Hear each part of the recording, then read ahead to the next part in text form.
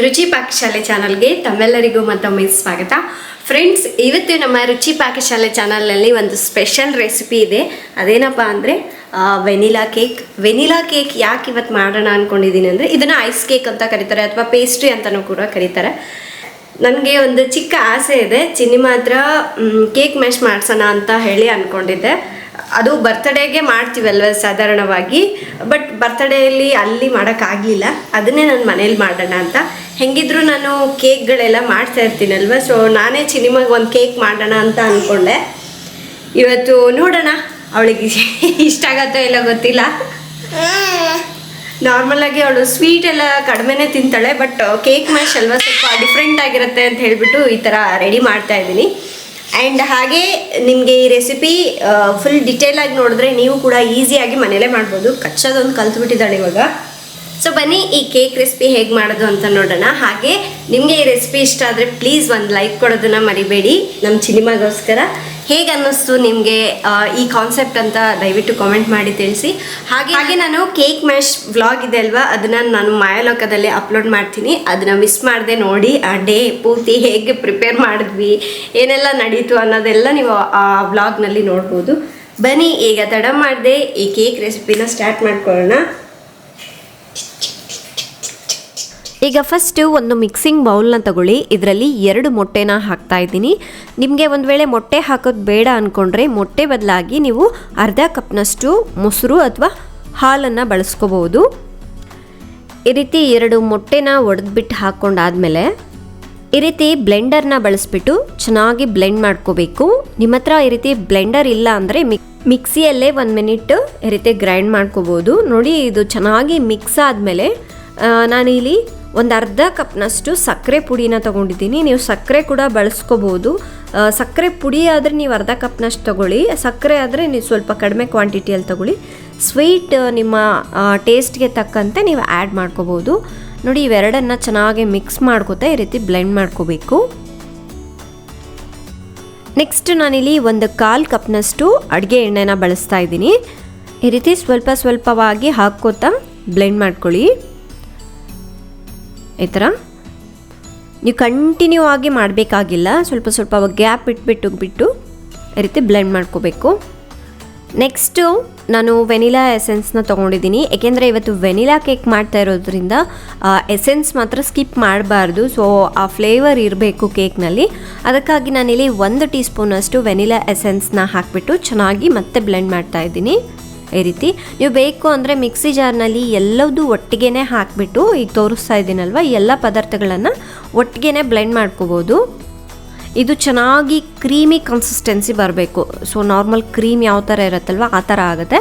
ಅಲ್ಲಿವರೆಗೂ ಬ್ಲೆಂಡ್ ಮಾಡ್ಕೊಳ್ಳಿ. ಒಂದು 3 ನಿಮಿಷದಲ್ಲೇ ನಿಮಗೆ ಚೆನ್ನಾಗಿ ಪರ್ಫೆಕ್ಟಾಗಿ ಕ್ರೀಮ್ ಥರ ಆಗಿಬಿಡತ್ತೆ.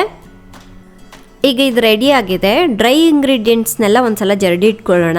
ನಾನಿಲ್ಲಿ 1 ಕಪ್ನಷ್ಟು ಮೈದಾ ಹಿಟ್ಟನ್ನು ತೊಗೊಂಡಿದ್ದೀನಿ. ನೋಡಿ, ನೀವು ಯಾವುದೇ ಕೇಕ್ ಮಾಡುವಾಗ ಒಂದ್ಸಲ ಈ ರೀತಿ ಜರಡಿ ಇಟ್ಕೊಂಬಿಡಿ. ಅರ್ಧ ಟೀ ಸ್ಪೂನಷ್ಟು ಬೇಕಿಂಗ್ ಪೌಡರ್, 1/4 ಟೀ ಸ್ಪೂನಷ್ಟು ಬೇಕಿಂಗ್ ಸೋಡಾನ ಹಾಕಿ ಚೆನ್ನಾಗಿ ಜರಡಿ ಇಟ್ಕೋಬೇಕು.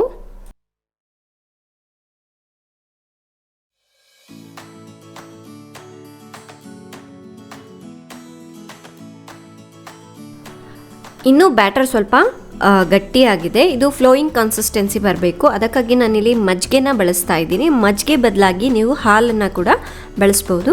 ಸ್ವಲ್ಪ ಮಜ್ಜಿಗೆನ ಹಾಕಿ ಚೆನ್ನಾಗಿ ಮಿಕ್ಸ್ ಮಾಡಿ. ಈ ರೀತಿ ನೋಡಿದ್ರಲ್ವಾ, ಈ ಥರ ಚೆನ್ನಾಗಿ ಮಿಕ್ಸ್ ಮಾಡ್ಕೋಬೇಕು. ನಮಗೆ ಇದರ ಕನ್ಸಿಸ್ಟೆನ್ಸಿ ಬಂದ್ಬಿಟ್ಟು ಈ ರೀತಿ ಫ್ಲೋಯಿಂಗ್ನಲ್ಲಿ ಇರಬೇಕು. ನೋಡಿ, ಬ್ಯಾಟರ್ ಕನ್ಸಿಸ್ಟೆನ್ಸಿ ಪರ್ಫೆಕ್ಟಾಗಿ ಬಂದಿದೆ. ಈಗ ನಮಗೆ ಕೇಕ್ ಬ್ಯಾಟರ್ ಇದೆ ಅಲ್ವಾ, ರೆಡಿ ಆಯಿತು. ನಾನಿಲ್ಲಿ 6 ಇಂಚ್ ಕೇಕ್ ಮೋಲ್ಡ್ನ ತೊಗೊಂಡಿದ್ದೀನಿ. ಫಸ್ಟು ಕೇಕ್ ಮೋಲ್ಡ್ಗೆ ಎಣ್ಣೆನ ಅಪ್ಲೈ ಮಾಡ್ಕೋಬೇಕು. ಸೊ ನನ್ನ ಹತ್ರ ಬಟರ್ ಪೇಪರ್ ಖಾಲಿ ಆಗಿತ್ತು, ಅದಕ್ಕಾಗಿ ನೀವು ಈ ಮೆಥಡ್ನ ಫಾಲೋ ಮಾಡಿದ್ರೆ ಕೇಕ್ ತೆಗೆಯುವಾಗ ತುಂಬ ಈಸಿಯಾಗಿ ಬರುತ್ತೆ.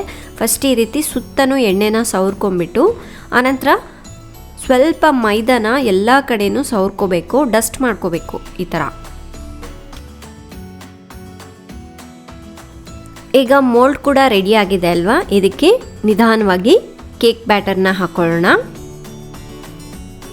ಇದರಲ್ಲಿ ಗಂಟುಗಳೇನು ಇರಬಾರ್ದು, ಹಾಗಾಗಿ ಚೆನ್ನಾಗಿ ಮಿಕ್ಸ್ ಮಾಡ್ಕೋಬೇಕು ಬ್ಯಾಟರ್ನ.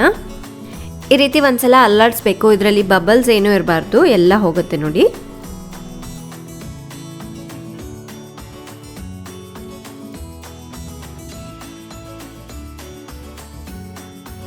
ಫ್ರೆಂಡ್ಸ್, ನಾನು ಈ ಕೇಕನ್ನು ಗ್ರೀಕ್ ಏರೋಕುಕ್ ಓವೆನ್ನಲ್ಲಿ ಮಾಡ್ತಾ ಇದ್ದೀನಿ.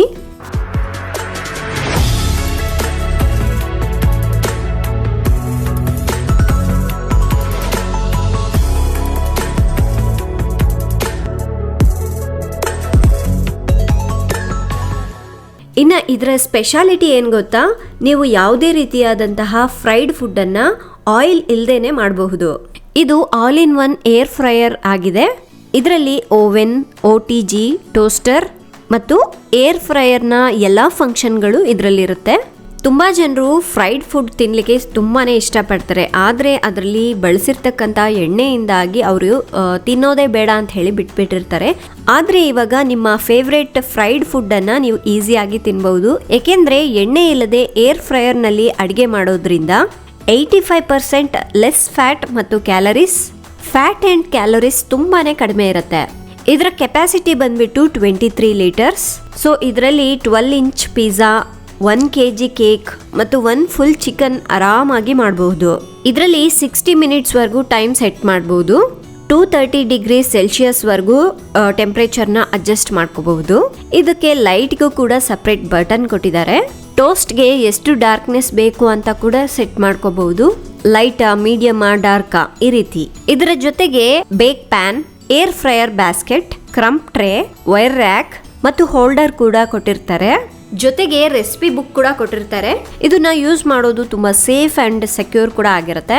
ಹಾಗೆ ಗ್ಲಾಸ್ ಕೂಡ ತುಂಬಾ ಟ್ರಾನ್ಸ್ಪರೆಂಟ್ ಆಗಿದೆ, ಚೆನ್ನಾಗಿ ಕಾಣುತ್ತೆ. ಇದರಲ್ಲಿ ನೀವು ಕೇಕ್ಸ್, ಮಫಿನ್ಸ್, ಬ್ರೆಡ್, ಸ್ಯಾಂಡ್ವಿಚ್ ಇನ್ನು ಅನೇಕ ರೀತಿಯಾದಂತಹ ರೆಸಿಪಿಗಳನ್ನು ಮಾಡ್ಕೋಬಹುದು. ಇದರಲ್ಲಿ 7 ಫಂಕ್ಷನ್ಸ್ ಇರುತ್ತೆ.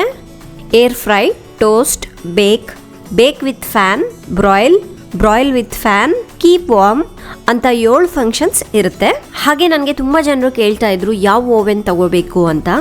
ಸೊ OTG ತಗೋಬೇಕಾ ಅಥವಾ ಮೈಕ್ರೋವೇವ್ ತಗೋಬೇಕಾ ಅಂತ.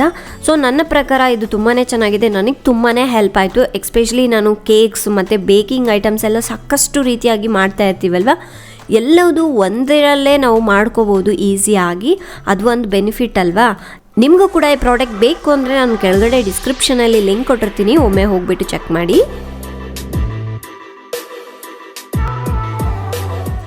ಓವೆನ್ನ 180 ಡಿಗ್ರಿಗೆ ಪ್ರೀಹೀಟ್ ಮಾಡಿಕೊಂಡು 25ರಿಂದ 30 ನಿಮಿಷದವರೆಗೂ ಬೇಕ್ ಮಾಡ್ಕೋಬೇಕಾಗತ್ತೆ. ನೋಡಿ, ಕೇಕ್ ತೆಗ್ದಾದ್ಮೇಲೆ ಸೊ ಮೇಲೆಲ್ಲ ಸ್ವಲ್ಪ ಗಟ್ಟಿ ಆಗಿರುತ್ತೆ, ಅದನ್ನು ಕಟ್ ಮಾಡಿ ಹಾಕಬೇಕು. ಹಾಗೆ ನೋಡಿ, ನೈಫಿಂದ ಈ ರೀತಿ ಸುತ್ತನೂ ಬಿಡಿಸ್ಕೊಳ್ಳಿ. ನಮಗೆ ಕೇಕ್ ಪರ್ಫೆಕ್ಟಾಗಿ ಆಗಿದೆನಾ ಎಲ್ಲ ಹೇಗೆ ಗೊತ್ತಾಗುತ್ತೆ ಅಂದರೆ, ಇದ್ರ ಮಧ್ಯೆ ಒಂದು ಟೂತ್ ಪಿಕ್ನಿಂದ ಚೆಕ್ ಮಾಡಿಕೊಂಡ್ರೆ ಟೂತ್ ಪಿಕ್ ಕ್ಲೀನಾಗಿ ಬಂತು ಅಂದರೆ ಪರ್ಫೆಕ್ಟಾಗಿ ಆಗಿದೆ ಅಂತ. ಕ್ಲಿಪ್ ಮಿಸ್ ಆಗಿಬಿಟ್ಟಿದೆ ನೋಡಿ. ಕೇಕ್ ಎಷ್ಟು ನೀಟಾಗಿ ಬಂದಿದೆ, ಹಾಗೆ ತುಂಬ ಸ್ಪಾಂಜಿಯಾಗಿ ಕೂಡ ಆಗಿದೆ. ಸೊ ಫಸ್ಟಿಗೆ ಏನು ಮಾಡೋಣ, ಈ ಮೇಲ್ ಪಾರ್ಟ್ ಇದೆ ಅಲ್ವಾ, ಇದನ್ನು ಕಟ್ ಮಾಡಿಬಿಡೋಣ. ಈ ರೀತಿ ಮೇಲ್ ಮಾತ್ರ ಸ್ವಲ್ಪ ಗಟ್ಟಿಯಾಗೇ ಆಗಿರುತ್ತೆ, ಎಲ್ಲ ಕೇಕ್ಗಳಿಗೂ ಅಷ್ಟೇ. ಒಳಗೆ ಮಾತ್ರ ನೋಡಿ ಎಷ್ಟು ಸಾಫ್ಟ್ ಆಗಿರುತ್ತೆ ಅಂತ. ಇದನ್ನು 3 ಪಾರ್ಟಾಗಿ ಕಟ್ ಮಾಡ್ಕೋಬೇಕು. ನೋಡಿ, ಇನ್ನೂ ಸ್ವಲ್ಪ ಗಟ್ಟಿ ಇದೆ, ಇದನ್ನು ಕೂಡ ತೆಗೆದ್ಬಿಡ್ತೀನಿ. ಸ್ವಲ್ಪ ಶೇಪ್ ಮೇಲ್ ಚೆನ್ನಾಗಿ ಬಂದಿಲ್ಲ ಅಲ್ವಾ. ಒಳಗಡೆ ತುಂಬಾ ಸ್ಪಾಂಜಿ ಆಗಿರುತ್ತೆ ಕೇಕು. ಈಗ ಕಟ್ ಮಾಡ್ಕೊಳ್ಳೋಣ. 3 ಕೂಡ ಸಮಾನವಾಗಿ ಕಟ್ ಮಾಡಬೇಕು. ನೋಡಿ, ಈ ರೀತಿ ಕಟ್ ಮಾಡ್ಕೊಂಡಾದ್ಮೇಲೆ ಸೈಡಿಗೆ ಎತ್ತಿಟ್ಕೊಳ್ಳೋಣ. ಈಗ ಶುಗರ್ ಸಿರಪ್ನ ರೆಡಿ ಮಾಡ್ಕೊಳ್ಳೋಣ. ಒಂದು ಬೌಲ್ನ ತಗೊಳ್ಳಿ. ಇದಕ್ಕೆ 2 ಸ್ಪೂನ್ನಷ್ಟು ಸಕ್ಕರೆ ಪುಡಿನ ಹಾಕೊಳ್ಳಿ. ನೆಕ್ಸ್ಟು ಒಂದು 3ರಿಂದ 4 ಟೇಬಲ್ ಸ್ಪೂನಷ್ಟು ನೀರನ್ನ ಹಾಕಿ ಚೆನ್ನಾಗಿ ಮಿಕ್ಸ್ ಮಾಡ್ಕೋಬೇಕು. ಶುಗರ್ ಸಿರಪ್ ರೆಡಿ ಆಯಿತು, ಸೈಡಿಗೆ ಎತ್ತಿಟ್ಕೊಳ್ಳೋಣ. ಒಂದು ಮಿಕ್ಸಿಂಗ್ ಬೌಲ್ಗೆ 1 ಕಪ್ನಷ್ಟು ವಿಪ್ಪಿಂಗ್ ಕ್ರೀಮ್ನ ತಗೊಳ್ಳಿ. ನಿಮಗೆ ಲೋಕಲ್ ಮಾರ್ಕೆಟ್ನಲ್ಲಿ ಎಲ್ಲ ಕಡೆ ಕೇಳಿ ನೋಡಿ, ಬೇಕ್ರಿಗಳಲ್ಲಿ ಸಿಗುತ್ತೆ ಅಥವಾ ಸೂಪರ್ ಮಾರ್ಕೆಟ್ಗಳಲ್ಲಿ ಕೂಡ ಸಿಗುತ್ತೆ. 1 ಕಪ್ನಷ್ಟು ವಿಪ್ಪಿಂಗ್ ಕ್ರೀಮ್ ಚಿಲ್ಲಡ್ ತೊಗೊಂಡಿದ್ದೀನಿ. ಹಾಗೆ ವೆನಿಲಾ ಎಸೆನ್ಸ್ನ ತೊಗೊಂಡಿದ್ದೀನಿ, ಇದು ಕೂಡ ಅಷ್ಟೇ 1 ಟೀ ಸ್ಪೂನಷ್ಟು ಹಾಕ್ಕೋಬೇಕು. ಆ್ಯಂಡ್ ನೀವು ಬೇರೆ ಯಾವುದೇ ಫ್ಲೇವರ್ ಕೇಕ್ ಮಾಡಿದ್ರೂ ಕ್ರೀಮ್ಗೆ ನೀವು ಕಂಪಲ್ಸರಿಯಾಗಿ ವೆನಿಲಾ ಎಸೆನ್ಸ್ ಅಥವಾ ಬೇರೆ ಯಾವುದಾದ್ರೂ ಎಸೆನ್ಸ್ನ ಬಳಸಿ, ಇನ್ನೂ ಟೇಸ್ಟಿ ಆಗಿರುತ್ತೆ ಕೇಕ್. ನೋಡಿ, ಚೆನ್ನಾಗಿ ಈ ಥರ ಬ್ಲೆಂಡ್ ಮಾಡ್ಕೊಳ್ಳೋಣ. ಸ್ವಲ್ಪ ಸ್ವಲ್ಪ ಗ್ಯಾಪ್ ಬಿಟ್ಟು ಬಿಟ್ಟು ಬ್ಲೆಂಡ್ ಮಾಡ್ಕೋಬೇಕು. ಇದಕ್ಕೇ ಒಂದು 2 ಸ್ಪೂನಷ್ಟು ಸಕ್ಕರೆನ ಕೂಡ ಹಾಕೋತಾ ಇದ್ದೀನಿ. ಆಲ್ರೆಡಿ ವಿಪ್ಪಿಂಗ್ ಕ್ರೀಮ್ನಲ್ಲಿ ಸ್ವೀಟ್ ಇರುತ್ತೆ, ಅದೇ ಸ್ವಲ್ಪ ಕಮ್ಮಿ ಇರುತ್ತೆ. 2 ಸ್ಪೂನಷ್ಟು ಹಾಕಿದ್ರೆ ಸಾಕು. ಚೆನ್ನಾಗಿ ಬ್ಲೆಂಡ್ ಮಾಡೋಣ. ಈ ರೀತಿ ತಿಕ್ಕಾಗಿ ಆಗಬೇಕು. ಸೊ ನಮಗಿದು ಕನ್ಸಿಸ್ಟೆನ್ಸಿ ಹೇಗೆ ಗೊತ್ತಾಗುತ್ತೆ ಅಂದರೆ ಫ್ಲೋಯಿಂಗ್ನಲ್ಲಿ ಇರಬಾರ್ದು. ಈ ಥರ ತಗೊಂಡ್ರೆ ನೋಡಿ ತಿಕ್ಕಾಗಿರಬೇಕು, ಅಂಟ್ಕೋಬೇಕು. ಸೊ ಇದು ಪರ್ಫೆಕ್ಟ್ ಆದಂತಹ ಕನ್ಸಿಸ್ಟೆನ್ಸಿ. ಸೊ ಈಗ ರೆಡಿ ಮಾಡ್ಕೊಂಬಿಡೋಣ. ಕೇಕ್ ಬೋರ್ಡ್ಗೆ ಸ್ವಲ್ಪ ಕ್ರೀಮ್ನ ಅಪ್ಲೈ ಮಾಡ್ಕೋತಾ ಇದ್ದೀನಿ, ಏಕೆಂದರೆ ಕೇಕ್ ಇಟ್ಟಾಗ ಜರುಗೋದಿಲ್ಲ. ಅದಕ್ಕಾಗಿ ಸ್ವಲ್ಪ ಕ್ರೀಮ್ನ ಅಪ್ಲೈ ಮಾಡಿಬಿಟ್ಟು ಆನಂತರ ಒಂದೊಂದೇ ಸ್ಲೈಸ್ನ ಇಟ್ಬಿಟ್ಟು ರೆಡಿ ಮಾಡ್ಕೊಳ್ಳೋಣ. ಫಸ್ಟು ಈ ರೀತಿ ಒಂದು ಸ್ಲೈಸ್ನ ಇಟ್ಬಿಟ್ಟು ಇದ್ರ ಮೇಲೆ ಶುಗರ್ ಸಿರಪ್ ಹಾಕಬೇಕು. ಶುಗರ್ ಸಿರಪ್ ಬಂದು ಜಾಸ್ತಿ ಕೂಡ ಹಾಕಬಾರ್ದು, ಕಡಿಮೆ ಹಾಕಬಾರ್ದು. ನೀವು ಕಡಿಮೆ ಹಾಕಿದ್ರೆ ತುಂಬಾ ಡ್ರೈ ಆಗಿಬಿಡುತ್ತೆ ಕೇಕು. ಜಾಸ್ತಿ ಹಾಕಿಬಿಟ್ರೆ ತೀರಾ ಮೆತ್ತಗಾಗ್ಬಿಡುತ್ತೆ. ಜಸ್ಟ್ ಈ ರೀತಿ ಎಲ್ಲ ಕಡೆ ಸ್ಪ್ರೆಡ್ ಮಾಡ್ಕೋಬೇಕು ಅಷ್ಟೇ. ಈಗ ಕ್ರೀಮ್ನ ಹಾಕಿಬಿಟ್ಟು ಈವೆನ್ನಾಗಿ ಸ್ಪ್ರೆಡ್ ಮಾಡ್ಕೊಳ್ಳೋಣ. ನೋಡಿ ಈಗ ಫಸ್ಟ್ ಲೇಯರ್ ಮುಗೀತಲ್ವ, ಸೆಕೆಂಡ್ ಕೂಡ ಅದೇ ಪ್ರೊಸೀಜರ್ನ ಫಾಲೋ ಮಾಡಬೇಕು. ಶುಗರ್ ಸಿರಪ್ ಹಾಕಿ ಆಮೇಲೆ ಕ್ರೀಮ್ನ ಅಪ್ಲೈ ಮಾಡಬೇಕು. ಸೇಮ್ ಅದೇ ರೀತಿ ಥರ್ಡ್ ಲೇಯರ್ ಕೂಡ ಅಷ್ಟೇ ಕರೆಕ್ಟಾಗಿ ಇಟ್ಬಿಟ್ಟು ಇದ್ರ ಮೇಲೆ ಶುಗರ್ ಸಿರಪ್ ಹಾಕಿ ಕ್ರೀಮಿಂದ ಚೆನ್ನಾಗಿ ಅಪ್ಲೈ ಮಾಡಬೇಕು. ಫ್ರೆಂಡ್ಸ್, ತುಂಬ ಜನರು ಕೇಕ್ ಮನೇಲಿ ಮಾಡೋದು ತುಂಬ ಕಷ್ಟ, ಮನೆಯಲ್ಲೇ ಮಾಡೋದಕ್ಕಿಂತ ಹೊರ್ಗಡೆಯಿಂದ ತರೋದು ಈಸಿ ಅನ್ಕೋತಾರೆ. ಬಟ್ ಮನೇಲಿ ಮಾಡಿದ್ರೇ ತುಂಬಾ ಈಸಿ ಆ್ಯಂಡ್ ತುಂಬ ಕಡಿಮೆ ರೇಟ್ನಲ್ಲೇ ಮನೇಲೇ ಮಾಡ್ಕೋಬೋದು. ನೋಡಿ ಈ ರೀತಿ ಫುಲ್ ಎಲ್ಲ ಕಡೆನೂ ಕ್ರೀಮ್ ಎಲ್ಲ ಅಪ್ಲೈ ಮಾಡಿ ಸೆಟ್ ಮಾಡ್ಕೊಂಡಾದಮೇಲೆ ನಾನು ಜಸ್ಟ್ ಚಿಕ್ಕ ಚಿಕ್ಕ ಫ್ಲವರ್ಸ್ ಹಾಕೋತಾ ಇದ್ದೀನಿ. ನೀವು ಇದ್ರ ಮೇಲೆ ರೋಸಿಂದ ಡೆಕೋರೇಟ್ ಮಾಡ್ಬೋದು, ಅಂದರೆ ಕ್ರೀಮಿಂದ ರೋಸ್ ಥರ ಶೇಪ್ನಲ್ಲಿ ಕೊಟ್ಬಿಟ್ಟು ಡೆಕೋರೇಟ್ ಮಾಡ್ಬೋದು. ಹಲವಾರು ರೀತಿಯಾಗಿ ಡೆಕೋರೇಟ್ ಮಾಡ್ಬೋದು. ಅದ್ರ ಮೇಲೆ ಶುಗರ್ ಬಾಲ್ಸ್ನ ಹಾಕ್ತಾ ಇದ್ದೀನಿ, ಸ್ವಲ್ಪ ಕಲರ್ಫುಲ್ ಆಗಿರಲಿ ಅಂತ ಹೇಳಿಬಿಟ್ಟು. ನೀವು ಬೇಕು ಅಂದರೆ ಫ್ರೆಶ್ ಫ್ರೂಟ್ನ ಕೂಡ ಕಟ್ ಮಾಡಿ ಕೂಡ ಮಧ್ಯದಲ್ಲಿ ಯೂಸ್ ಮಾಡ್ಬೋದು. ಈ ಕೇಕ್ನ ಐಸ್ ಕೇಕ್ ಅಂತ ಕರೀತಾರೆ, ಪೇಸ್ಟ್ರಿ ಅಂತ ಕರೀತಾರೆ. ಸೊ ಹಾಗಾಗಿ ನೀವು ಫ್ಲೇವರ್ ಯಾವುದು ಬೇಕೋ ಅದನ್ನು ನೋಡಿ ಹಾಕೋಬೋದು. ನಾನು ವೆನಿಲಾ ಹಾಕಿರೋದ್ರಿಂದ ಸೊ ಇದು ವೆನಿಲಾ ಕೇಕ್. ನೀವು ಇದೇ ರೀತಿಯಾಗಿ ಆರೆಂಜ್ ಮಾಡ್ಕೋಬೋದು, ಸ್ಟ್ರಾಬೆರಿ ಕೇಕ್, ಇದರಲ್ಲೇ ಸಾಕಷ್ಟು ರೀತಿಯಾದಂತಹ ಕೇಕ್ಸ್ಗಳನ್ನು ಮಾಡ್ಕೋಬೋದು. ಸೊ ಮಧ್ಯದಲ್ಲಿ ಕೂಡ ನಾನು ಸ್ಪ್ರಿಂಕಲ್ಸ್ ಹಾಕ್ಬಿಟ್ಟಿದ್ದೀನಿ, ಏಕೆಂದರೆ ಇನ್ನು 1 ನಿಮಿಷದಲ್ಲಿ ಕೇಕ್ ಈ ಶೇಪ್ನಲ್ಲಿ ಇರೋದಿಲ್ಲ. ಅದಕ್ಕಾಗಿ ಇದನ್ನು ಒಂದು ಅರ್ಧ ಗಂಟೆ ಫ್ರಿಜ್ನಲ್ಲಿ ಇಡಬೇಕು, ಚೆನ್ನಾಗಿ ಸೆಟ್ ಆಗುತ್ತೆ. ಅದಾದಮೇಲೆ ಚಿನಿ ಮಾತ್ರ ಕೇಕ್ ಮ್ಯಾಶ್ ಮಾಡ್ಸೋಣ. ಅಷ್ಟರಲ್ಲಿ ನಾನು ಹೋಗ್ಬಿಟ್ಟು ಅವಳನ್ನ ರೆಡಿ ಕರ್ಕೊಂಬರ್ತೀನಿ.